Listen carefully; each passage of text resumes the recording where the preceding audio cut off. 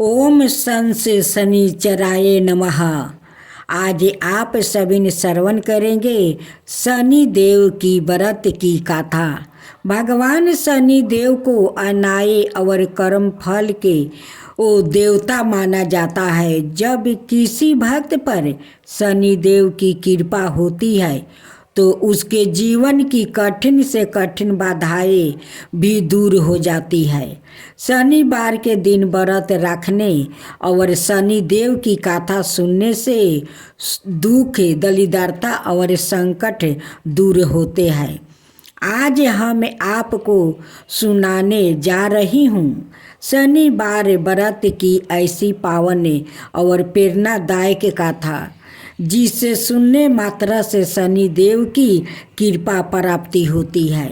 तो आइए भक्त भाव से सुनते हैं शनिवार व्रत की यह अद्भुत कथा। शनि ग्रह का दोष से समाप्त हो जाता है। भविष्य में आने वाले शनि के प्रकोप से भी बचा जा सकता है। शनि की 7.5 और 2.5 से छुटकारा मिलता है और बिगड़ा काम पूरा होता है। इससे नौकरी और व्यापार में सफलता तो मिलती है, साथ ही साथ सुख, समृद्धि, मान सम्मान और धन यश की भी प्राप्ति होती है। शनिवार के दिन व्रत रखने से घर में सुख और शांति रहती है। इसके अलावा रोग से भी छुटकारा मिलता है। अब श्रवण करते हैं शनिवार व्रत कथा। एक समय स्वर्ग लोक में सबसे बड़ा पवन के प्रश्न पर 9 ग्रहों में वाद विवाद हो गया था। विवाद इतना बढ़ा कि परस्पर भयंकर युद्ध की स्थिति बन गई थी। निर्णय के लिए सभी देवता देवराज इंद्र के पास पहुंच गया था और बोले, हे देवराज, आपके निर्णय करना होगा कि हम में से सबसे बड़ा कौन है। देवताओं का प्रश्न सुनकर देवराज इंद्र उलझन में पड़ गया था। इंद्र बोले, मैं इस प्रश्न का उत्तर देने में असमर्थ हूँ भगवान। हम सभी पृथ्वी लोक में उज्जैनी नगरी में राजा विक्रमादित्य के पास चलना चाहिए। देवराज इंद्र सहित सभी ग्रह उज्जैनी नगरी पहुंच गया। महल में पहुंचकर जब देवताओं ने उनसे अपना प्रश्न पूछा तो राजा विक्रमादित्य भी कुछ देर के लिए परेशान हो गया था, क्योंकि सभी देवता अपनी अपनी शक्तियों के कारण महान था। किसी को भी छोटा या बड़ा कह देने से उनके क्रोध के प्रकोप से भयंकर हानि पहुंच सकती थी। अचानक राजा विक्रमादित्य को एक उपाय सूझ गया और उन्होंने विभिन्न धातुओं, स्वर्ण, रजत, चांदी, कांसा, तांबा, शीशा, रंगा, जस्ता, अब्रक और लोहे के 9 आसन बनवा दिया। धातुओं के गुणों के अनुसार सभी आसनों को एक दूसरे के पीछे रखवा कर उन्होंने देवताओं को अपने अपने सिंहासन पर बैठने को कह दिया। देवताओं के बैठने के बाद राजा विक्रमादित्य ने कहा कि आपका निर्णय तो सवाय हो गया है। जो सबसे पहले सिंहासन पर विराजमान है वही तो सबसे बड़ा है। राजा विक्रमादित्य के निर्णय को सुनकर शनि देवता ने सबसे पीछे आसन पर बैठने के कारण अपने को छोटा जानकर क्रोधित होकर कहा, राजा विक्रमादित्य, तूने मुझे सबसे पीछे बैठाकर मेरा अपमान किया है ना? तुम मेरी शक्तियों से पराजित तो नहीं हो। मैं तुम्हारा सर्वनाश कर दूंगा, तुम देख लेना। शनि ने कहा, सूर्य एक राशि पर 1 महीने रहता है, चंद्रमा 2.25 दिन, मंगल 1.5 महीने रहता है, बुध और शुक्र 1 महीने, बृहस्पति 13 महीने रहते हैं। लेकिन मैं किसी राशि पर 7.5 बरस 7.5 तक रहता हूँ। बड़े बड़े देवताओं को मैंने अपने प्रकोप से पीड़ित किया है, तुम जानते हो ना। राम को 7.5 के कारण ही वन में जाकर रहना पड़ा था और रावण को 7.5 के कारण ही युद्ध में मृत्यु का शिकार बनना पड़ा था, जानता है ना। राजा, अब तू भी मेरे प्रकोप से नहीं बच सकेगा। इसके बाद अनाए ग्रहों के देवता तो प्रसन्नता के साथ वहां से चला गया, परंतु शनि देव बड़े क्रोध के साथ वहां से वो निकल गया। राजा विक्रमादित्य पहले की तरह ही अन्याय करता रहा। उनके राज्य में सभी स्त्री पुरुष बहुत आनंद से जीवन वो बिताया करता था। कुछ दिनों ऐसी ही बीत गया। उधर शनि देवता अपने अपमान को वो भूला नहीं था, वो याद रखा था। विक्रमादित्य से बदला लेने के लिए एक दिन शनि देव ने घोड़े का वो व्यापार का रूप धारण कर लिया और बहुत से घोड़े के साथ उज्जैनी नगरी वो पहुंच गया। राजा विक्रमादित्य ने राज्य में किसी घोड़े के व्यापारी के आने का समाचार सुना तो अपने अश्वपाल को कुछ घोड़े खरीदने के लिए भेज देता है। घोड़े बहुत कीमती था। अश्वपाल ने जब आया तो वापस लौट कर इस संबंध में बताया कि तो राजा विक्रमादित्य सवाए आकर एक सुंदर और शक्तिशाली घोड़े को प्रसन्न कर लिया।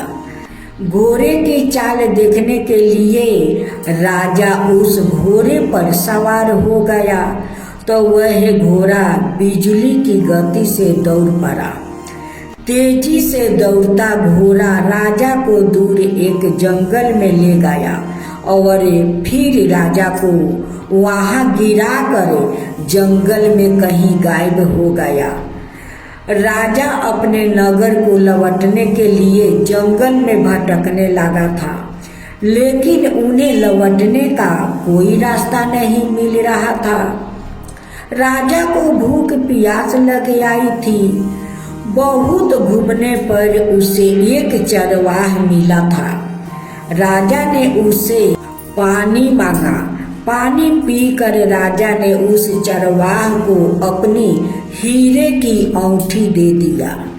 फिर उसे रास्ता पूछकर वो जंगल से निकलकर पास के नगर में पहुंच गया। राजा ने एक सेठ की दुकान पर बैठकर कुछ देर आराम किया। उस सेठ ने राजा से बातचीत की तो राजा ने उसे बताया कि मैं उज्जैनी नगरी से आया हूँ। राजा के कुछ देर दुकान पर बैठने से सेठ जी की बहुत सारा बिक्री हो गई। सेठ ने राजा को बहुत भगवान समझा और खुश होकर उसे अपना घर भोजन के लिए ले गया। सेठ के घर में सोने का एक हार खूंटी पर लटका हुआ था। राजा को उस कमरे में छोड़कर सेठ कुछ देर के लिए वो बाहर चला गया। तभी एक आश्चर्यजनक घटना घट गई। राजा के देखते देखते सोने के उस हार को खूंटी वो निगल गया। सेठ ने कमरे में लौट कर हार को गायब देखा तो चोरी का संदेह राजा पर ही किया, क्योंकि उस कमरे में राजा ही अकेला तो बैठा था। सेठ ने अपने नौकरों से कहा कि इस परदेसी को रस्सियों से बांध कर नगर के राजा के पास ले चलो, वही फैसला होगा।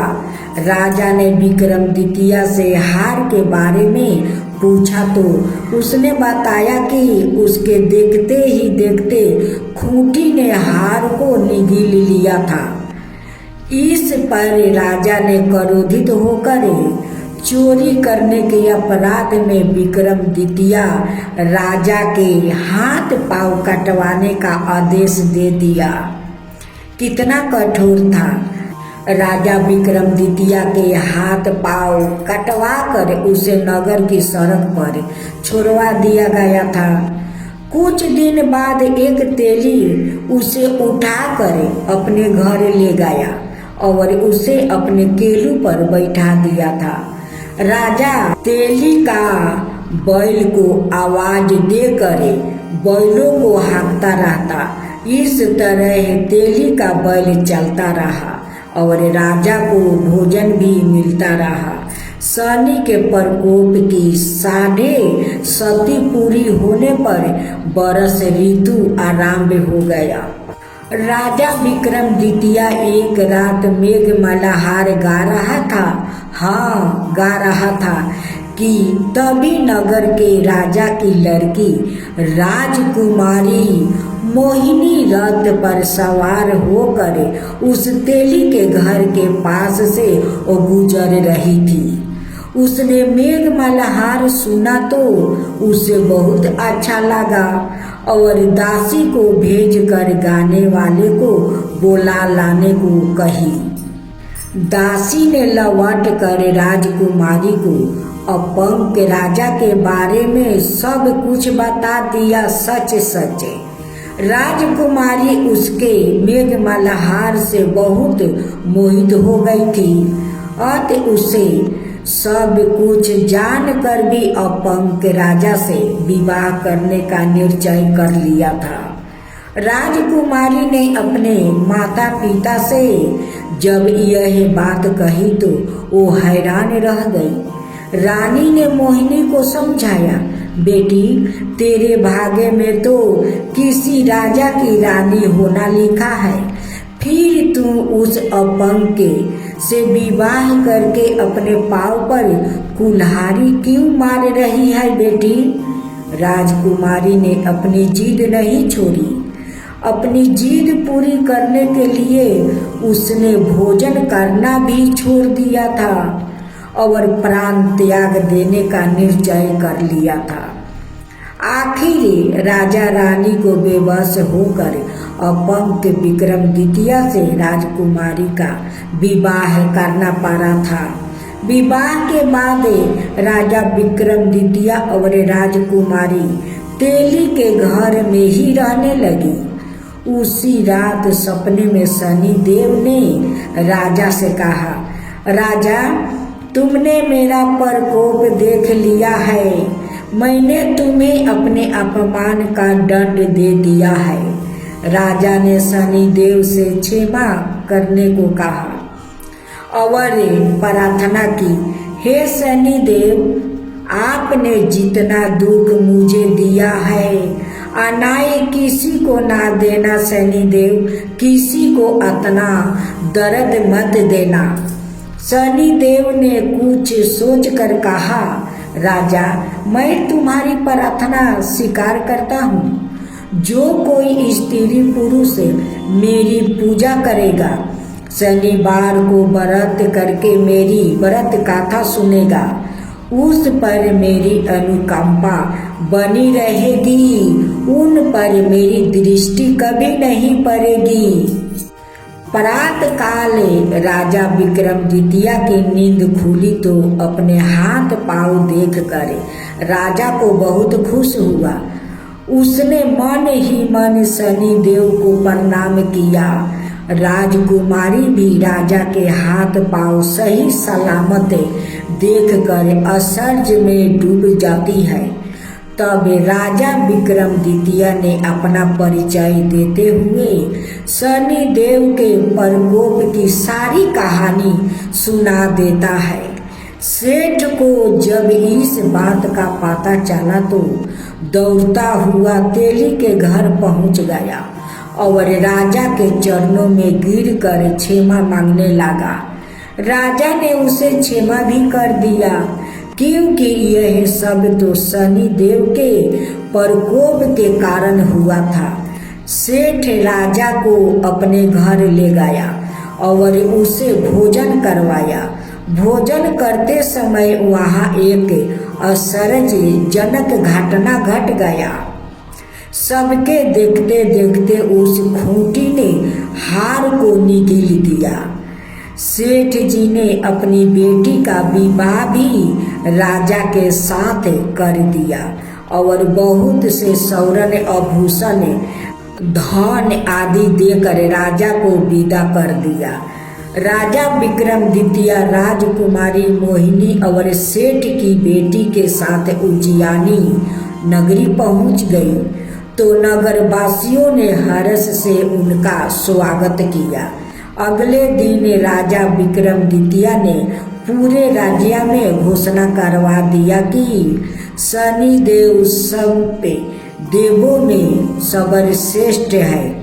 प्रत्येक स्त्री पुरुष शनिवार को उनका व्रत करो और व्रत कथा अवश्य सुनो। राजा विक्रमादित्य की घोषणा से शनि देव बहुत प्रसन्न हो गए। शनिवार का व्रत करने और व्रत कथा सुनने के कारण सभी लोग की मनोकामना शनि देव की अनुकंपा से पूरी होने लगी। सभी लोग आनंद पूर्वक रहने लगा। तब बोलो शनि देव की जय, शनि महाराज की जय, शनि भगवान की जय। शनि चालीसा।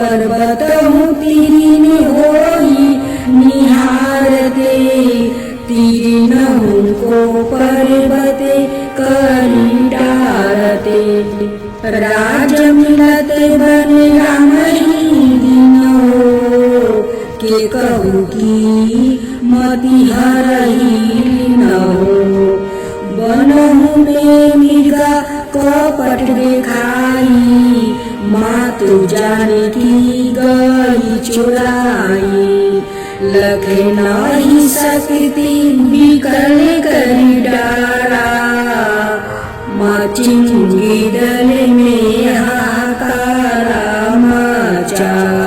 रावण की गति मति बुराई, रामचंद्र सो भय बढ़ाई।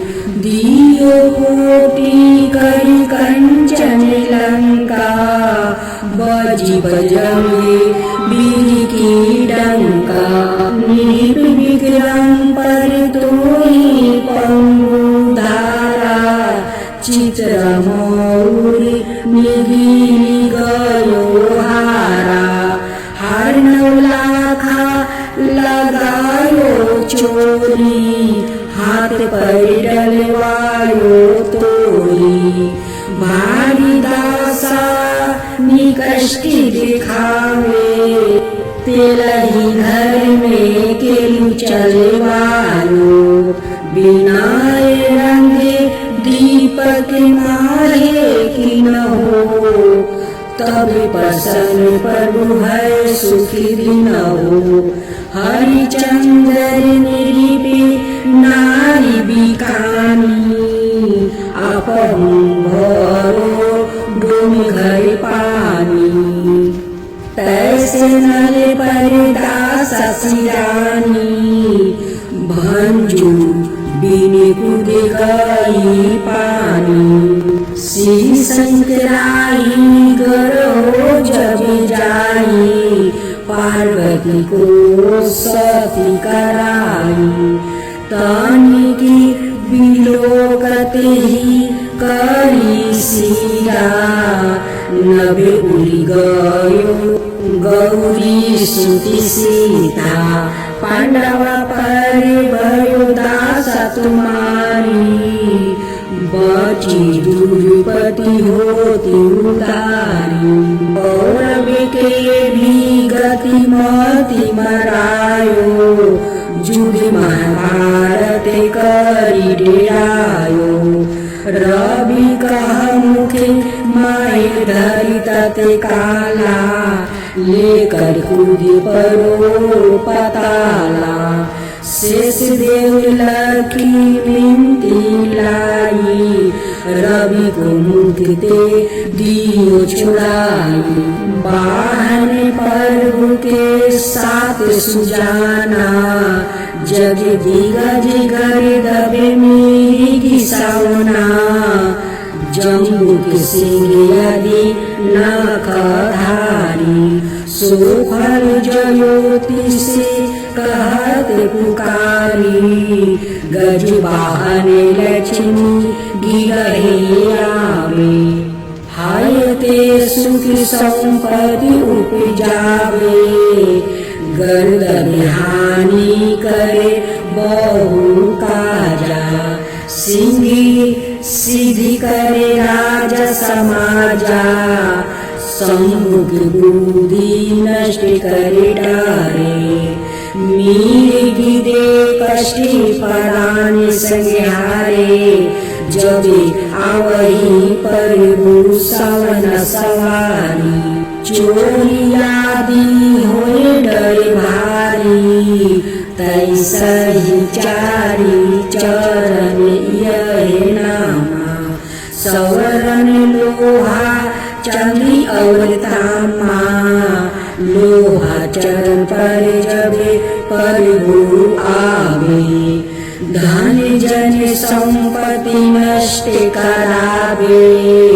समाता तर मारा जते सुधिकारी, सौरन सबर सबर सुख मंगल भारी। जो यह सनिचलितर नीति गावे, कबहु न दासा निकष्ट सतावे। अधिभूति नादि दिखावे लीला, करो शत्रु के नासी बलि ढीला। जो पंडित सुयोग बुलवाई, विधवत सानी गरा शांति कराई।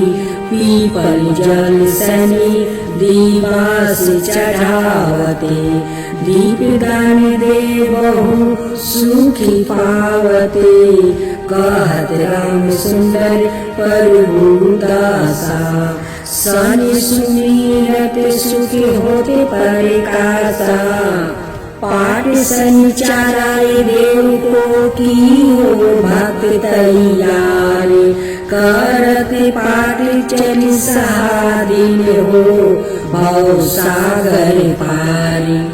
शनिवार व्रत की आरती।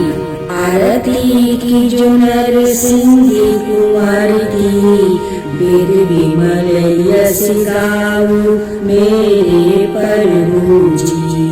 पहली आरती पहला देव बारे, हिरण्यकशिपु नख उदर बिदारे। दूसरी आरती बामन देवा बलि के द्वार, पधारे हरिदेवा। तीसरी आरती ब्रह्मा पधारे, साहस बाहु के भुजा उखारे। चौथी आरती असुर संहारे, भक्ति भविष्ण लंका परारे। पांचवी आरती कंस पछारे, गोपी ग्वाला सखा प्रतिपाले। तुलसी को अतरा कंठ मानी, हीरा हर सी निरेखी गावे दास कबीर।